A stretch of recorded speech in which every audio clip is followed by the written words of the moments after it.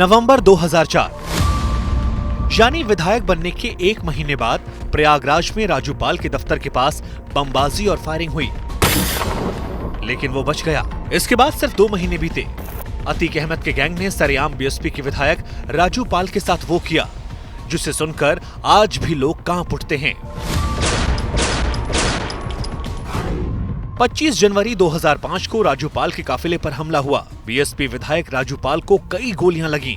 राजूपाल के समर्थक उसे टेम्पो में लेकर अस्पताल ले जाने लगे। अतीक गैंग के शूटर्स को ये लगा कि राजू शायद अभी जिंदा है। अतीक के शूटर्स ने टेम्पो को घेरकर फायरिंग शुरू कर दी।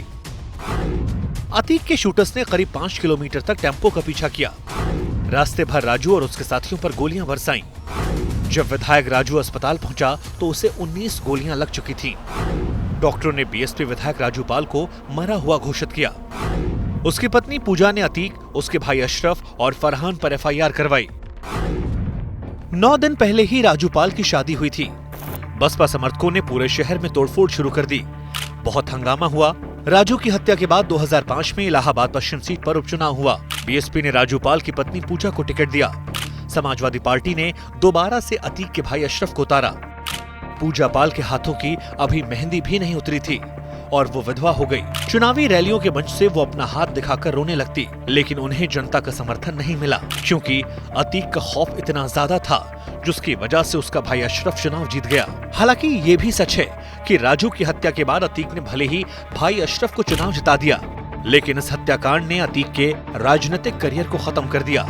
ऐसे घटनाओं से मैं कभी गुजरी नहीं थी, मैंने देखा नहीं था।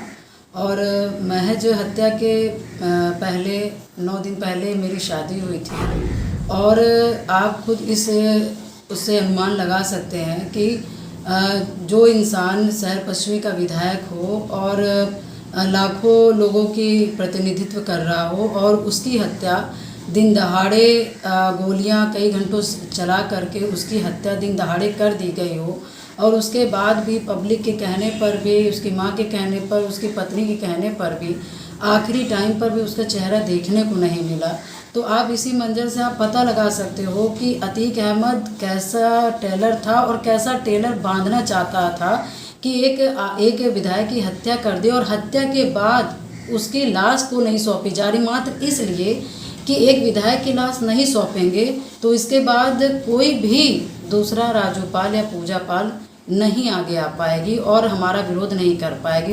क्योंकि 2007 के विधानसभा चुनाव में बीएसपी ने एक बार फिर पूजा पाल को उम्मीदवार बनाया और सामने एक बार फिर था समाजवादी पार्टी का प्रत्याशी अतीक अहमद का भाई अशरफ। इस बार पूजा अशरफ पर भारी पड़ी।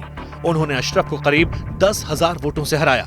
2007 में मायावती सरकार आई तो अतीक अहमद और उसके भाई के बुरे दिन आ गए। समाजवादी पार्टी ने अतीक अहमद को पार्टी से बाहर कर दिया, लेकिन मायावती सरकार ने अतीक को सबक सिखाना शुरू कर दिया।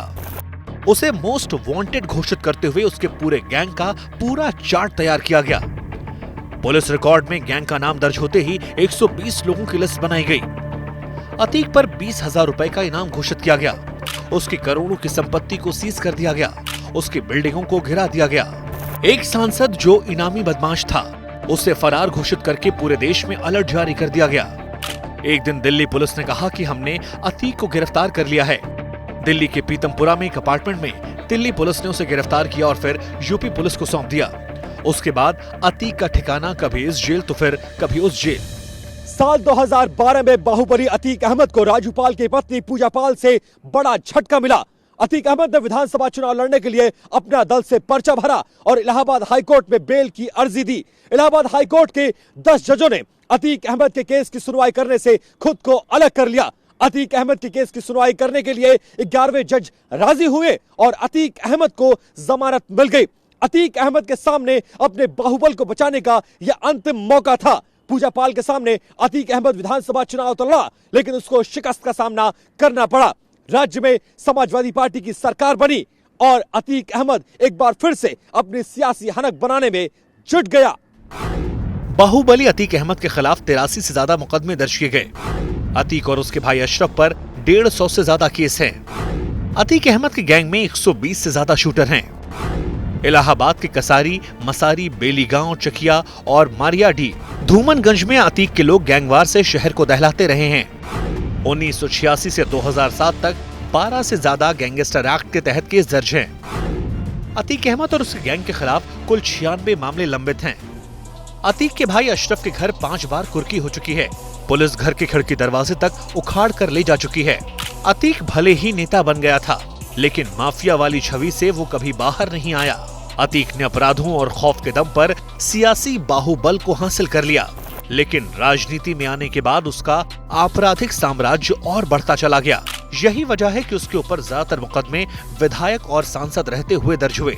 लोग कहते हैं कि अपने विरोधियों से बदला लेने के लिए वो कुख्यात है।